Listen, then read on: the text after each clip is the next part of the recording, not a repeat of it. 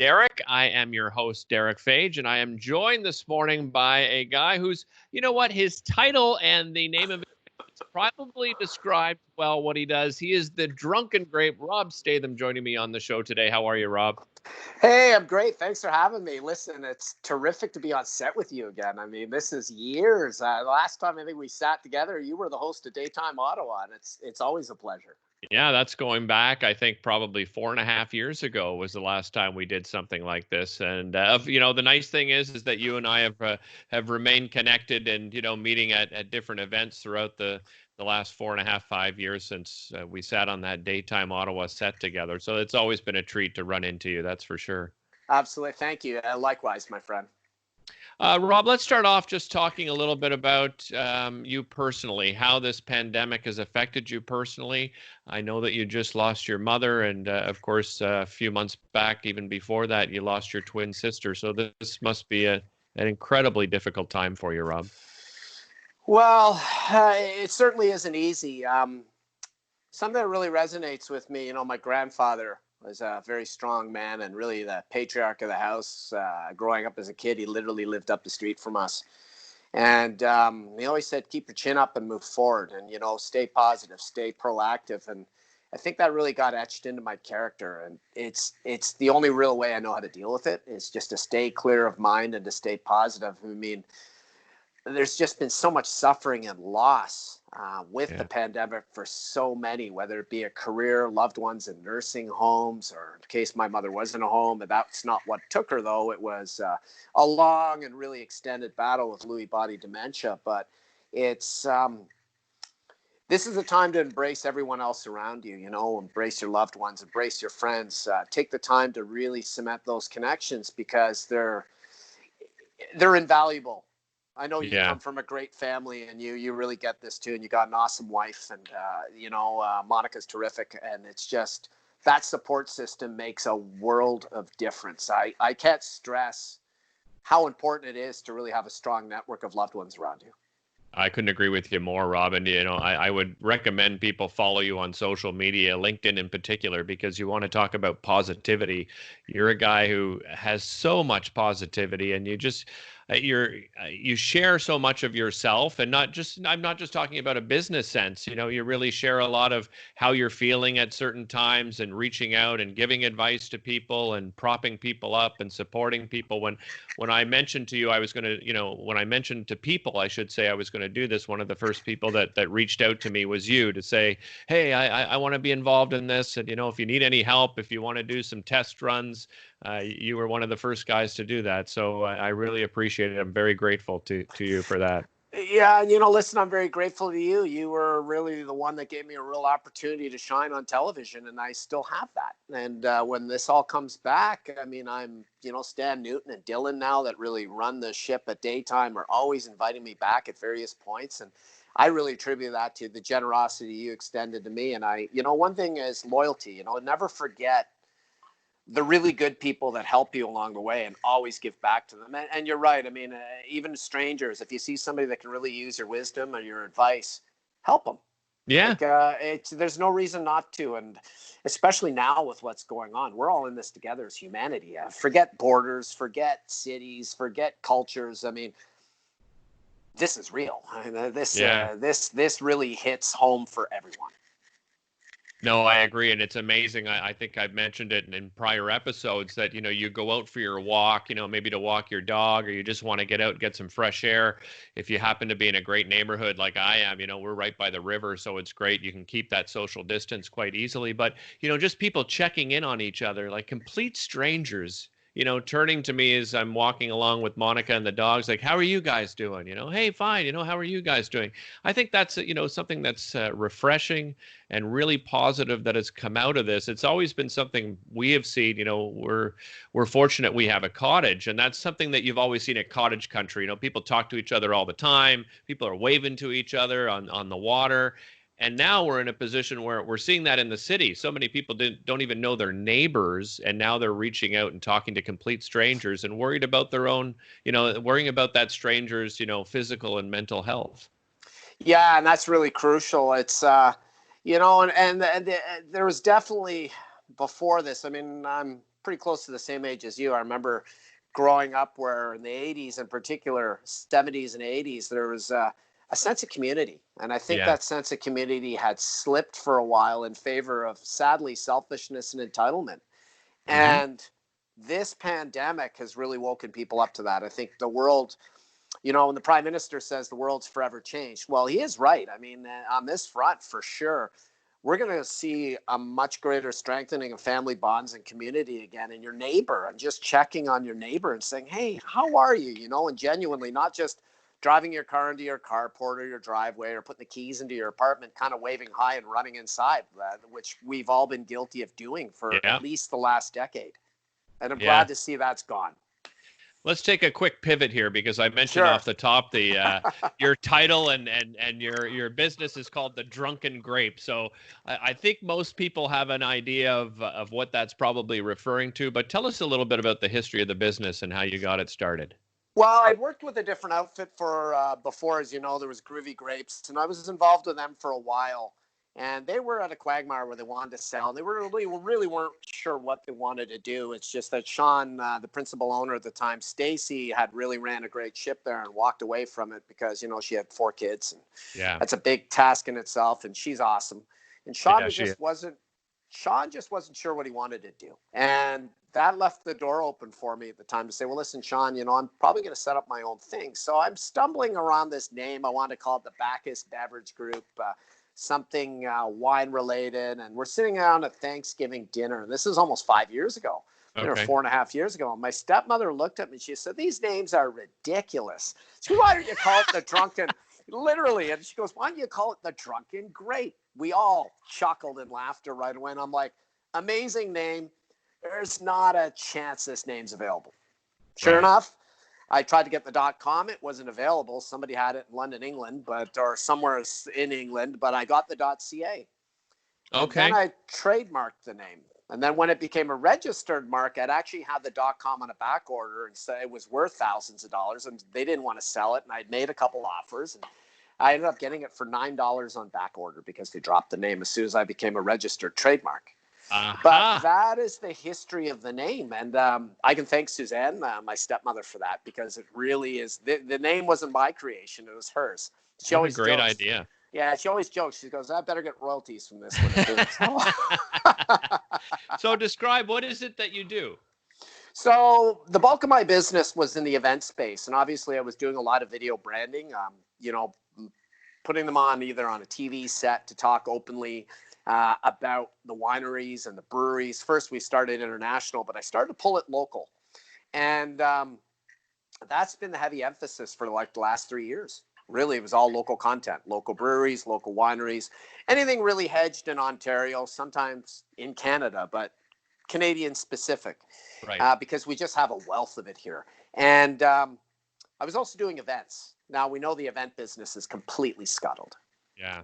But due to the pandemic, there's been a huge surge in wineries and breweries now really wanting to shift gears on an online presence. Yeah, of course. Because, the reps, for instance, cannot go to hotels right now. They can't go to golf courses. They can't go to bars. They can't go to restaurants. All the facilities that they sell to are shot. You can't even go to now and buy maybe get on an open window, but that's really about where the go.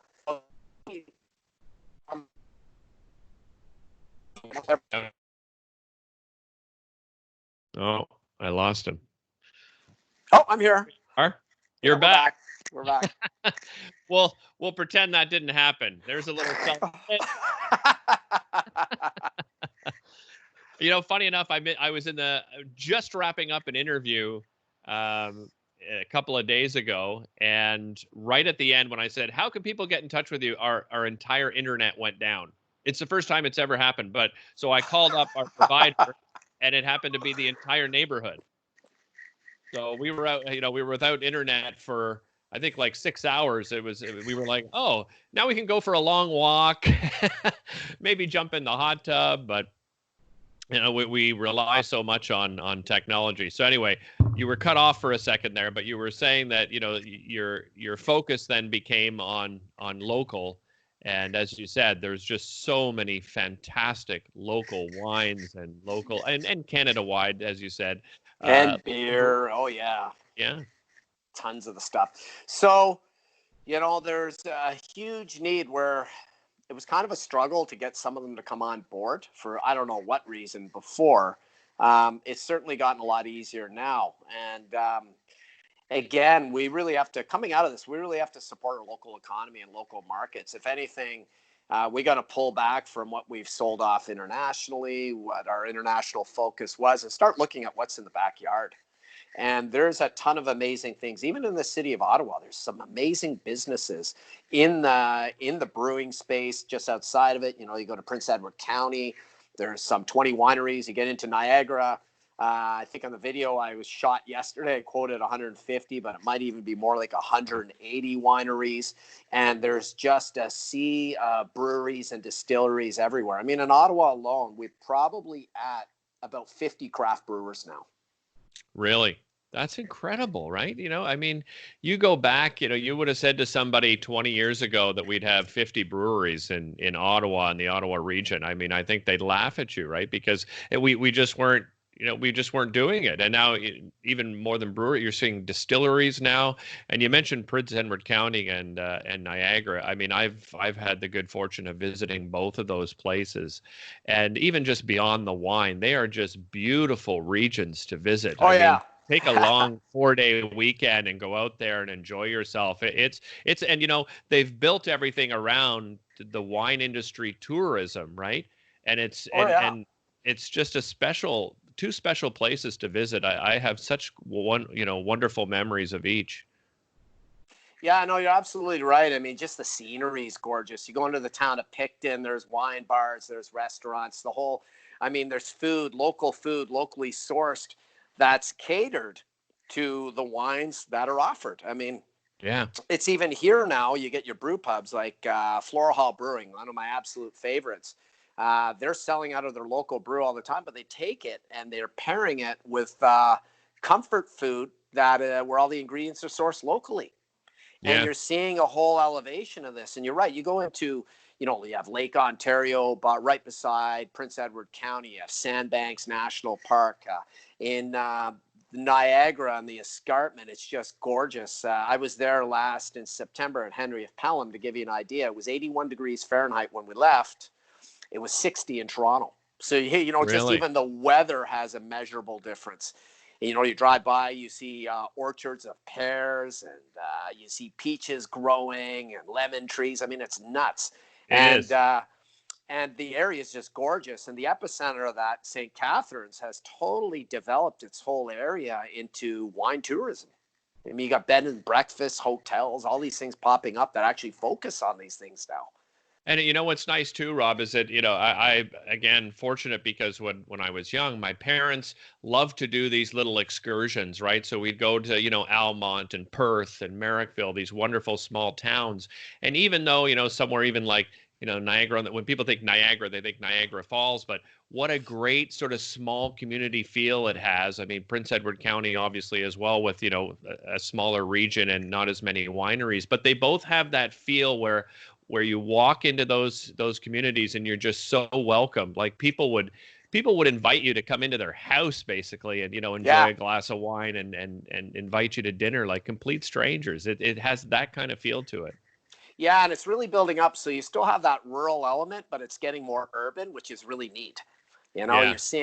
You're seeing all sorts of associated businesses popping up supporting this whole industry. And I think now coming out of the pandemic, you're not going to see this one stall. You're going to see this one go full throttle forward and a lot of massive development. And yeah, you mentioned something amazing there about, vacating around your area. Myself as a kid, I did much the same thing as you. My grandparents owned a cottage on Christie Lake, right across from Oh the old yeah. Ottawa, the Boys and Girls Club. Yeah. And we used to go to Perth, and you'd go into Westport, and you'd go cruise around Lanark County, go into Smith Falls, and there was a lot to do.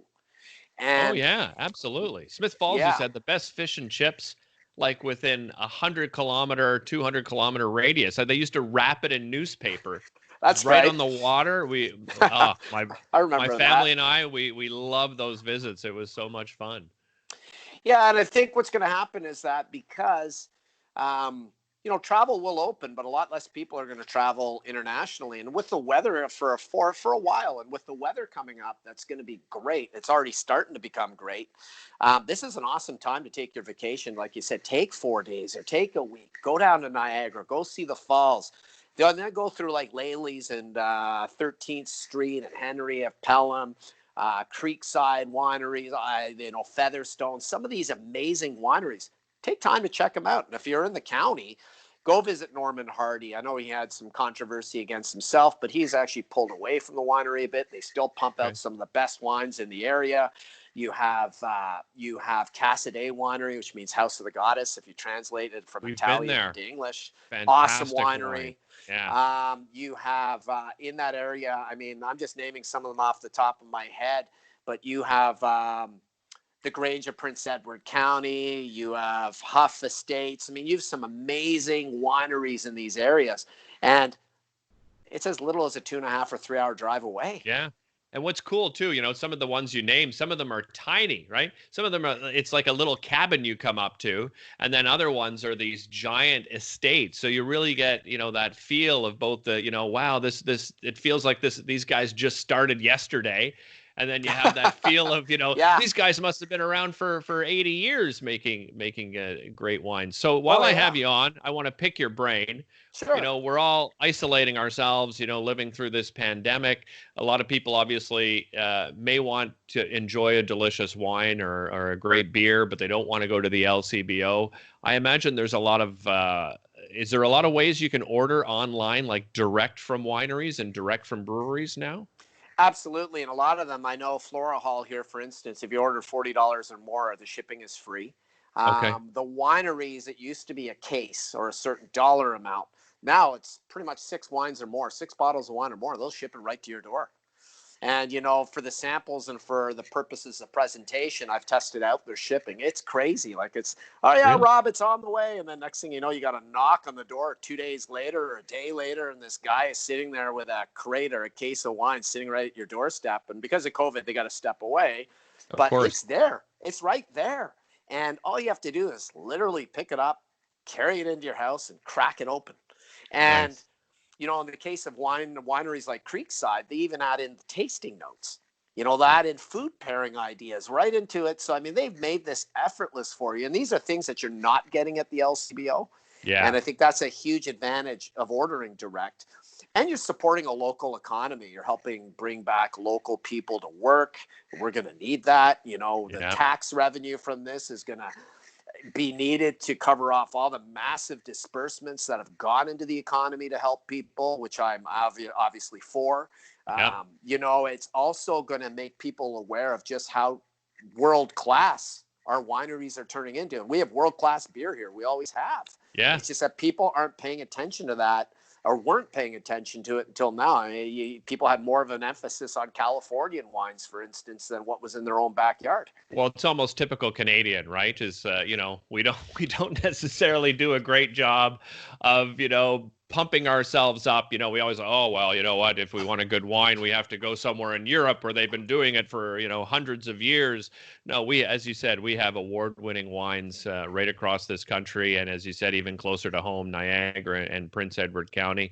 Rob, how do people get in touch? What's the best way to sort of follow you on social media? I know I mentioned LinkedIn. You're probably on all social media platforms, though. I am. LinkedIn's a powerful one for me. Facebook, I do have a Facebook page. You can also find me directly on Facebook and reach out to me. I've just started really moving my YouTube channel. So I think it went from a whopping 26 subscribers to over 50 in about a week, and it's growing.